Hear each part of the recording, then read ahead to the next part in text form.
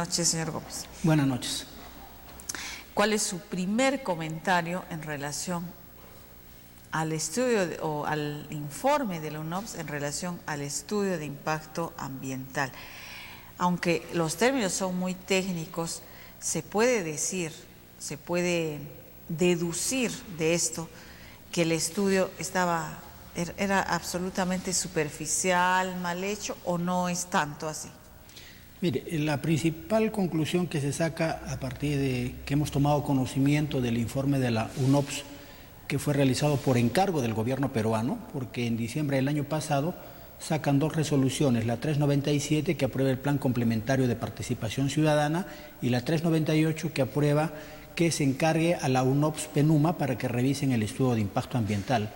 Y lo más lamentable de todo esto es que han tenido que pasar 20 meses porque en julio del año 2009 la empresa presenta su estudio de impacto ambiental para que sea revisado por la autoridad, en este caso la Dirección General de Asuntos Ambientales Mineros.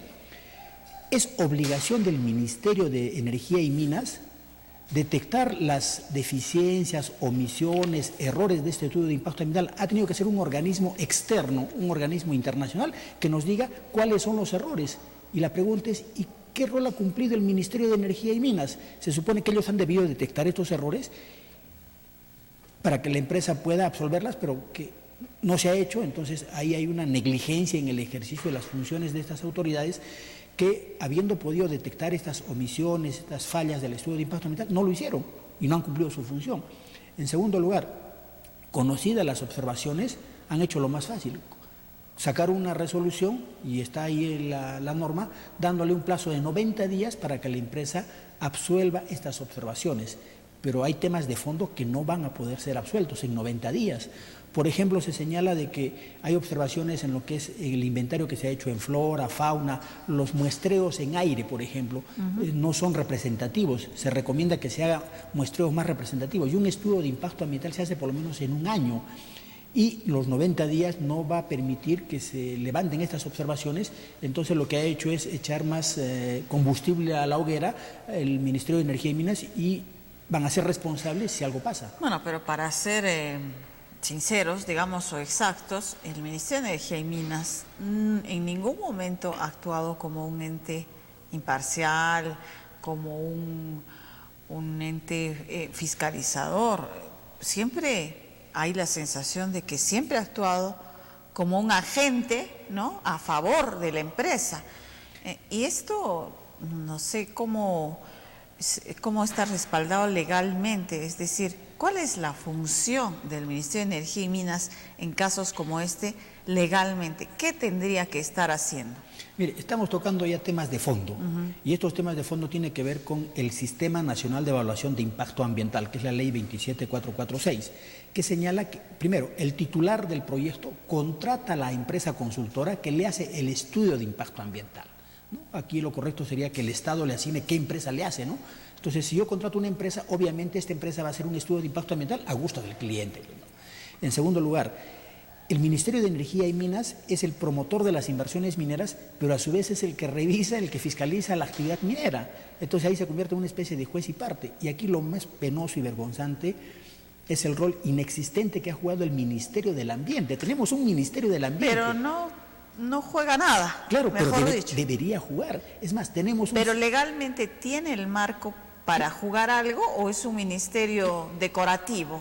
Porque esa es la impresión que da hasta el momento, ¿no? Claro que lo tiene. Tenemos en el Perú vigente desde hace 2 años el Sistema Nacional de Evaluación y Fiscalización Ambiental. Tenemos un organismo que se llama OEFA, Organismo de Evaluación y Fiscalización Ambiental, cuya función es justamente hacer fiscalización, vigilancia, sanción en el caso de afectaciones al medio ambiente.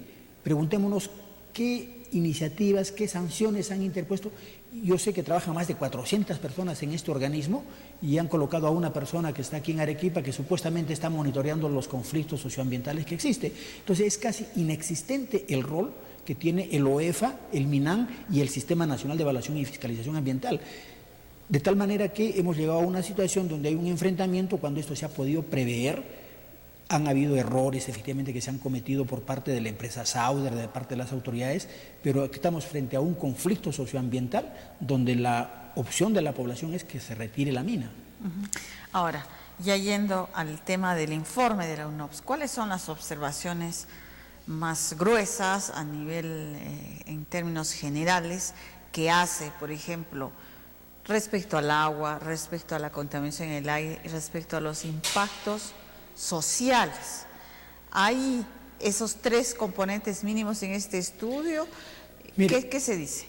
El informe de la UNOPS contiene 328 observaciones, recomendaciones y conclusiones, de las cuales 138 son observaciones.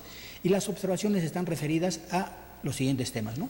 Componentes omitidos, a desarrollo insuficiente, desarrollo conceptualmente erróneo, básicamente. Ahora, ¿en qué área se inscriben estos errores, deficiencias que se han detectado? En la línea base, es decir, antes del proyecto uno hace una especie de inventario, cómo está el ecosistema, la realidad misma, ¿no? Luego viene la identificación de los impactos, la valorización de los impactos, la jerarquización, las medidas de mitigación y las medidas de compensación. Entonces, aquí también están las deficiencias porque los impactos que se han previsto no corresponden a la realidad. Casi la tercera parte del estudio de impacto ambiental en la identificación de impactos está mal hecha. Se ha obviado, se ha ignorado componentes como la flora, la fauna, el agua, el aire, el suelo, los componentes sociales, económicos, productivos del Valle de Tambo. Entonces, hemos llegado a una situación donde casi todo el estudio de impacto ambiental está mal hecho, mal realizado, de tal manera que, reitero, los 90 días que le han dado de plazo va a ser prácticamente imposible, no va a poder levantar. Una vez más, el Ministerio de Energía y Minas está quitando el cuerpo y solamente estaría pateando el conflicto un poco más adelante. ¿Esa es su percepción? Así es, y creo que usted lo ha descrito con exactitud, ese rol que está jugando, y ellos van a ser responsables de lo que está pasando. Bueno, y ahora, ¿qué salida ve usted? Porque tampoco en esos 90 días la población de Cocachacra, que está sosteniendo un paro indefinido, el paro no va a durar 90 días. ¿Qué es lo que va a pasar? ¿Cuál es su previsión? Bueno, ahí hay un tema central en las observaciones que tiene que ver con la famosa licencia social. Un proyecto no se puede imponer a sangre y fuego contra la voluntad de una población, ¿no? Entonces, por errores de la misma empresa, yo me acuerdo del año 2009, hemos estado en Cocachacra, la población les decía, señores, saquen agua de mar, ¿para qué insisten en agua subterránea? Han insistido hasta el final, han tensado la situación social, que la gente ahora no quiere ni agua de mar, ni agua de subsuelo, ni agua superficial. Entonces, la única opción es que la empresa se vaya, porque no tienen la licencia social. Entonces, va a ser prácticamente imposible que la empresa pueda convencer a la población del Valle de Tambo que ellos van a desarrollar sus actividades. Entonces, creo que aquí una decisión en el sentido de que se suspenda indefinidamente el proyecto o se dé por no presentado en vista de las observaciones que existen, buscar un mecanismo que es responsabilidad de la Dirección General de Asuntos Ambientales Mineros, porque estamos llegando a una situación, mire, ya ha sido autorizada la intervención de las Fuerzas Armadas, lo más probable es que si la cosa sigue se suspendan las garantías, no hay elecciones en la provincia de Islay, entonces hay un torpe manejo de parte del gobierno central en relación a este conflicto. Bueno, volviendo un poco al tema que muchos tendrán curiosidad, en principio, ¿qué es la UNOPS y qué tipo de especialistas en temas ambientales tienen? ¿Quiénes han sido los que se han pronunciado en este informe? Bueno, la UNOPS es un organismo especializado de las Naciones Unidas que da asistencia a la evaluación de proyectos, ¿no? Y por eso cobra. Este informe nos está costando porque estamos pagando como Estado peruano este servicio que nos han dado a los especialistas.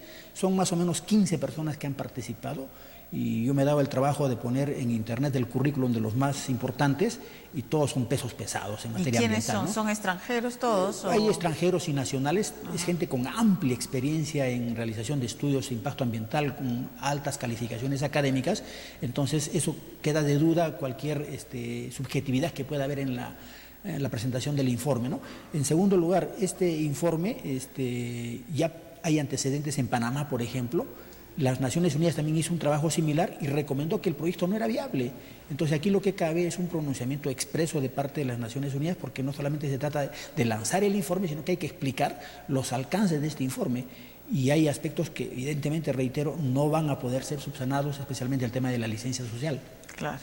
Ahora, pero por ejemplo, para temas ya más concretos, ¿qué se dice del agua? Dice algo que la propuesta que presentó Sauder es insuficiente, no especifica, o lo que especifica no tiene mediciones, monitoreo? ¿Qué se dice del agua? En el caso del agua, recién el año pasado la empresa tomó la opción de agua de mar, ¿no? Es decir, a través Pero de eso no estaba en su estudio de impacto ambiental. No estaba, porque al principio, durante casi año y medio, han insistido con sacar agua subterránea, del subsuelo. ¿no? Entonces, cuando ya han optado por agua de mar, obviamente ya la percepción de la población cambió, ¿no? Entonces, ahí se pretende hacer una planta desalinizadora sin haber realizado un estudio de impacto ambiental expresamente para esa planta, por los efectos que va a generar la salmuera, porque se va a tomar agua de mar y esa agua luego va a ser devuelta al mar, entonces va a haber un impacto en el ecosistema marino. No se ha hecho un estudio a profundidad sobre eso, por ejemplo, ¿no? Todo el ecosistema, todo el sistema de impulsión, el manejo del agua que va a tener, entonces eso va asociado a que no hay trabajos que sustenten en términos de los impactos en la flora, en la fauna, en los aspectos sociales y económicos. Por ejemplo, cuando se hace una descripción del área de influencia del proyecto, dice, ¿no? En la zona de influencia hay organizaciones populares, comités de vaso de leche, clubes de madres, municipios, pero no se dice cuáles son. Y eso le están pidiendo. No se ha hecho los flujos productivos, porque si va a haber demanda de mano de obra para la minería, ¿cómo va a quedar la agricultura? Se va a quedar sin mano de obra. Entonces no se han hecho estudios en profundidad. Se han utilizado datos del censo del 93. Cuando ya estamos en el 2009, cuando se presentó este estudio de impacto ambiental, no se ha actualizado información. Las encuestas no son representativas para determinar la percepción de la población, más aún que veníamos ya de una situación donde hay sensibilización de la población, porque recordemos, por años el Valle de Tambo ha sufrido los efectos de la fundición de hilo. Entonces significaba hacer una intervención pues especializada, pero ha sido torpe la percepción, la intervención que ha generado este rechazo de la población. Uh-huh. Ahora, se dice, o hay el dicho común de que son unos cuantos dirigentes radicales, enemigos de la inversión, etcétera, los que están conduciendo, pero que cada vez más pobladores o ciudadanos de Cocachacra se están dando cuenta que no es así, que no se deben dejar manipular, y que esos resultados, por ejemplo, del sondeo que se hizo, la consulta que se hizo, a estas alturas ya no serían los mismos. ¿Qué piensa usted? ¿Cómo percibe esa...? Bueno, es fácil adjetivar el comportamiento de los dirigentes. Mire, el paro ya estamos en sexto al séptimo día. Al principio había pues 500 personas, ¿no? Y el fin de semana hemos tenido más de 5.000, 6.000 personas movilizándose, y mañana vamos a ver aquí en Arequipa la presencia masiva de la gente del Valle de Tambo, que están defendiendo un derecho, el derecho a la vida. Y aquí hay también otro nivel de responsabilidad. Hay acciones legales que se han interpuesto en la vía civil, en la vía penal, que todavía no se ha pronunciado las autoridades. Hace más de un mes que se ha interpuesto una acción de amparo y se ha presentado una medida cautelar en el juzgado mixto de Mollendo, y el Poder Judicial todavía no se pronuncia.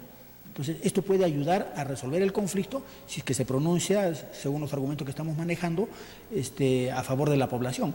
Pero entonces aquí hay una inacción de parte del Estado, y lamentablemente pues siempre estamos acostumbrados a que cuando ya se presenta el conflicto, siempre buscamos medidas para mitigar ese conflicto, pero ya se desató pues el conflicto social con imprevisibles consecuencias. Bueno, el Poder Judicial, por un lado, no se pronuncia, el gobierno, en el Ejecutivo, el nacional está muy preocupado, creo que, no sé, pues por otras cosas. ¿Y el gobierno regional qué papel le correspondería en este caso y qué papel está jugando realmente en esta coyuntura concretamente? Bueno, de acuerdo a la ley, lo que es gran minería, eso es competencia del gobierno central, ¿no? Pero aquí sí puede jugar un rol facilitador para el diálogo, para el entendimiento. Pero ¿qué hemos tenido en los últimos meses como conducta del gobierno regional, concretamente del presidente? Una conducta ambigua. Eso hay que tener claridad, ya que se reunía con la empresa Sauder y le aseguraba que el proyecto era viable, que sí salía. Iba al Valle de Tambo y se reunía con la población y dice que estaba a favor de ellos. Entonces, esa ambigüedad que ha tenido no ha permitido una claridad, una posición definida que facilite una salida al entendimiento en el caso del conflicto de Tía María. Muy bien, bueno, esperemos a mañana y ojalá pues este tema tenga alguna salida. Pero ¿cuál sería esa salida en Bueno, en su entender. Realmente la situación está bien compleja. Yo creo que la única salida es que se suspenda indefinidamente la evaluación del estudio de impacto ambiental del proyecto Tía María. Eso podría poner la calma y, mire, estamos a pocos días de las elecciones, quizás después de las elecciones volver a discutir el tema, y aquí hay un elemento importante que es responsabilidad del gobierno regional, el ordenamiento territorial y la zonificación ecológica. Mientras el INGEMET sigue entregando concesiones mineras en todas las partes del país, y no se respete el ordenamiento y la zonificación ecológica que debe ser aprobada por el gobierno regional, vamos a tener este tipo de conflictos. Hay zonas en donde no se puede hacer minería por la cercanía a la población, porque son cabeceras de cuenca, porque son ecosistemas importantes, pero aquí hay una especie de caos y desorden, ¿no? Muy bien. Muchas gracias, señor Gómez, por usted. estar con nosotros. Ojalá les haya...